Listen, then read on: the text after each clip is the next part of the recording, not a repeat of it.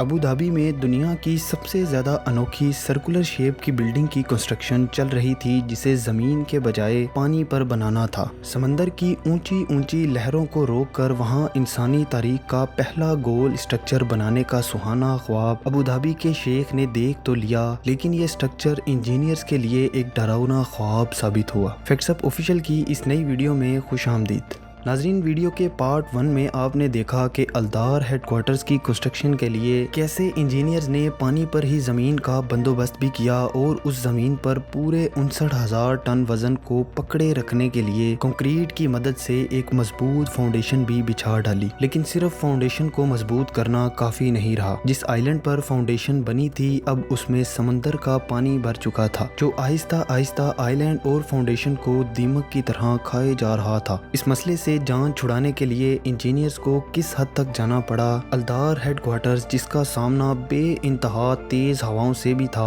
آخر کیسے یہ اسٹرکچر بغیر ہلے جلے آج بھی فولاد کی طرح کھڑا ہے؟ یہ سب آپ جانیں گے ویڈیو کے اس پارٹ میں۔ آئیے ویڈیو کو آگے بڑھاتے ہیں۔ Challenge number 4۔ الدار ہیڈ کوارٹرز کی فاؤنڈیشن تو کمپلیٹ ہو چکی تھی، لیکن سمندر کے بیچوں بیچ فاؤنڈیشن اور یہ آئلینڈ بنانے کی وجہ سے پانی کی تیز لہروں نے آئلینڈ کو اپنی لپیٹ میں لے رکھا تھا، جس وجہ سے کنسٹرکشن سائٹ کی ریت پوری طرح نرم ہو چکی تھی۔ الدار ہیڈ کوارٹرز کو حقیقت بنانے کے لیے اس کا جلد ہی کوئی ٹھوس حل نکالنا بہت ہی زیادہ ضروری تھا۔ سبھی آرکیٹیکٹس اور انجینئرز ایک بار پھر سے سر جوڑ کر بیٹھ گئے اور آخر اس بھیانک مسئلے کا حل ایک ایسے آئیڈیا سے نکالا جو بڑے بڑے برجز کی کنسٹرکشن کے دوران فاؤنڈیشن میں پانی کو آنے سے روکتا ہے۔ یہ آئیڈیا تھا ایک کوفر ڈیم بنانے کا، یعنی جس جگہ فاؤنڈیشن بننی ہوتی ہے اس جگہ پر چاروں طرف کنکریٹ بیریئر زمین میں ڈال کر ایک دیوار بنا دی جاتی ہے۔ اسی آئیڈیا کو استعمال کر کے الدار کی فاؤنڈیشن کے چاروں طرف زمین میں 16 میٹر گہرائی تک کنکریٹ بیریئرز ڈالے گئے، جن سے فاؤنڈیشن چاروں طرف سے اب پانی سے پوری طرح پروٹیکٹ ہو چکی تھی۔ برجز کے معاملے میں نارملی فاؤنڈیشن کے بننے کے بعد ان بیریئرز کو ہٹا لیا جاتا ہے، لیکن الدار ہیڈ کوارٹرز کی مضبوطی کو یقینی بنانے کے لیے یہ بیریئرز آج بھی زمین میں ہی اپنا فرض ادا کر رہے ہیں۔ Challenge number 5۔ پانی کی تیز لہروں اور سمندری طوفان کے سامنے تو انجینئرز نے جیسے تیسے کر کے بلڈنگ کو ڈٹے رہنے کے قابل بنا ہی دیا، لیکن ایسا اسٹرکچر کھڑا کرنے میں مسئلے یہاں پر ہی ختم نہیں ہوئے۔ الدار ہیڈ کوارٹرز، جس کا سامنا مڈل ایسٹ کی بے انتہا تیز ہواؤں سے ہونا تھا، جن ہواؤں کا زور 50 میٹر سے 150 میٹر کی اونچائی تک سب سے زیادہ ہوتا ہے، بدقسمتی سے الدار بھی اسی ڈینجر زون کے ٹھیک بیچ میں ہی ہونا تھا۔ ابو دھابی میں ایسی ہوا بھی چلتی ہے جس کی رفتار پورے 150 کلومیٹر فی گھنٹہ تک بھی پہنچ جاتی ہے۔ اس ڈینجر زون میں ہوتے ہوئے بھی الدار آخر کیسے بغیر ہلے جلے آج بھی فولاد بن کر کھڑا ہے؟ اس کی وجہ صرف ایک ہی ہے اور وہ ہے الدار ہیڈ کوارٹرز کی بیک بون، جو کہ 2 سنگل پیس کنکریٹ کورس سے مل کر بنی ہے۔ ان دونوں کورس کو 23 منزلوں تک پورے 410 فیٹ اونچائی پر جانا تھا، یعنی اسٹیل اور کنکریٹ سے بنی ہوئی یہ دونوں کورس الدار ہیڈ کوارٹرز کا مکمل لوڈ اب پائلز میں ٹرانسفر کر دیں گی، لیکن اس کے لیے ان دونوں کورس کو ایک سنگل پیس میں بنانا بہت ہی ضروری تھا جس میں کوئی جوڑ موجود نہ ہو۔ آخر کار انجینئرز نے اس مسئلے کا حل سلپ فارم طریقے کو استعمال کرتے ہوئے کیا، یعنی ایک انتہائی بڑے سانچے میں سارا لیکوڈ کنکریٹ بھرا جاتا اور آہستہ آہستہ اس مولڈ یا سانچے کو اوپر کھسکایا جاتا، جو اسٹرکچر کی شیپ کو کافی جلدی بناتا ہے۔ اس طرح کے بڑے بڑے کنکریٹ ٹاورز بنانے کا بہترین طریقہ بھی یہی سلپ فارم ہے، جس سے بنا جوڑ کے ایک سنگل پیس کنکریٹ ٹاور تیار ہو جاتا ہے۔ اسی طریقے کو استعمال کر کے پورے 6 مہینے دن رات 24 گھنٹے مولڈ کو کنکریٹ سے بھرا جاتا اور اوپر اٹھایا جاتا۔ لگاتار اس پروسیس کو دہرا کے ان کورس کو نہ صرف دگنی مضبوطی دی گئی بلکہ ایک ہی بار میں فنشنگ بھی دے دی گئی۔ اسٹرکچر کھڑا کرتے وقت 1 مہینے میں اتنا کنکریٹ ڈالا جاتا جس سے کہ پورے 1.5 اولمپک سوئمنگ پولز کو بھرا جا سکتا تھا۔ ہوا کے پریشر سے مقابلے کے لیے ابھی بھی پورے اسٹرکچر کا ایک بار ونڈ ٹنل ٹیسٹ کروانا بہت ہی زیادہ ضروری تھا۔ آرکیٹیکٹس کو اس چیز کا خطرہ تھا کہ جب ہوا تیز ہوگی تو بلڈنگ میں وائبریشن پیدا ہو سکتی ہے، جس کے انتہائی برے نتائج بھگتنے پڑ سکتے ہیں۔ یہ ٹیسٹ کرنے کے لیے جب الدار ہیڈ हेडक्वार्टर्स का एक मॉडल विंड टनल टेस्ट में भेजा गया तो विंड इंजीनियर रॉय डेनोन ने टेस्ट शुरू किया और कुछ कैलकुलेशंस करके बताया कि खुशकिस्मती से रिजल्ट नेगेटिव आया है, जिसका मतलब ये था कि तेज हवाओं के दौरान अल्दार हेडक्वार्टर्स का स्ट्रक्चर वाइब्रेट नहीं करेगा और यूं ही खड़ा रहेगा। इस खबर से इंजीनियर्स और आर्किटेक्ट्स के हौसले एक बार फिर से बुलंद हो गए। चैलेंज नंबर 6,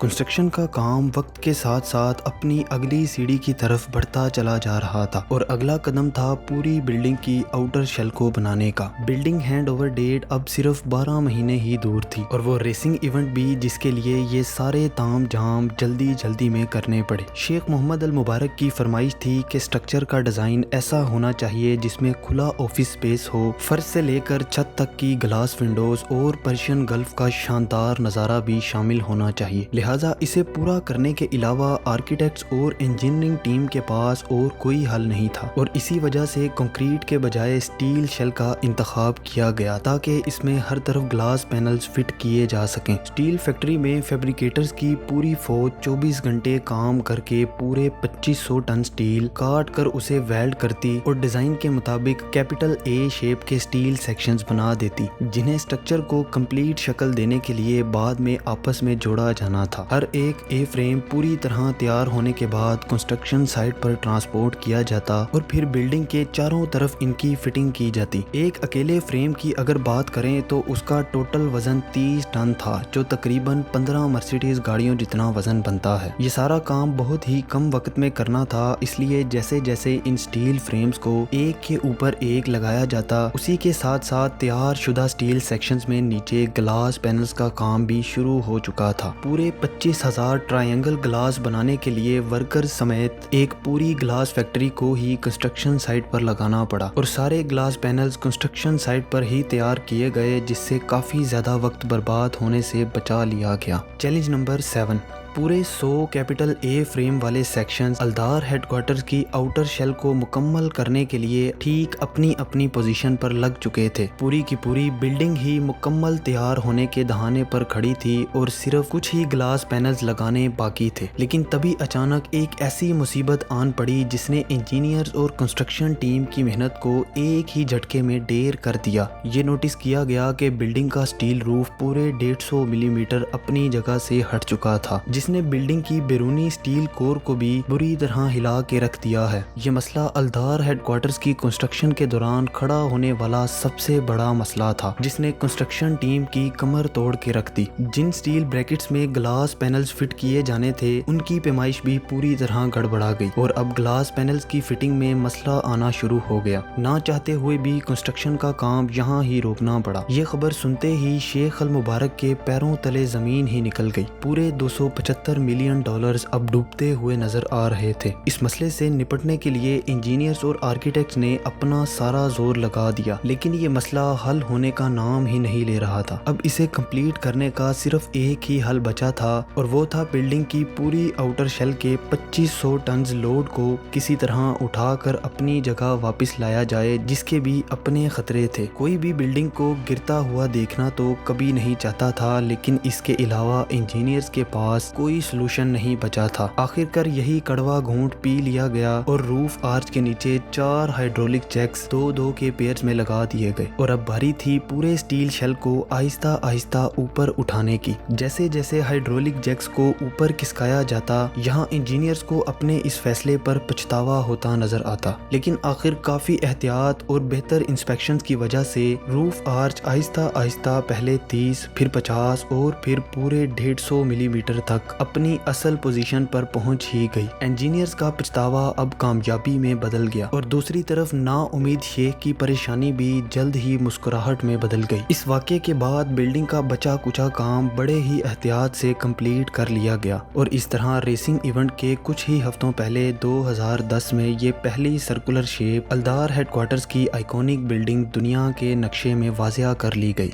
उम्मीद है ये वीडियो भी आपको बेहद पसंद आई होगी। आपकी सपोर्ट का तहे दिल से शुक्रिया। मिलते हैं दोबारा एक ऐसी ही इंटरेस्टिंग वीडियो में।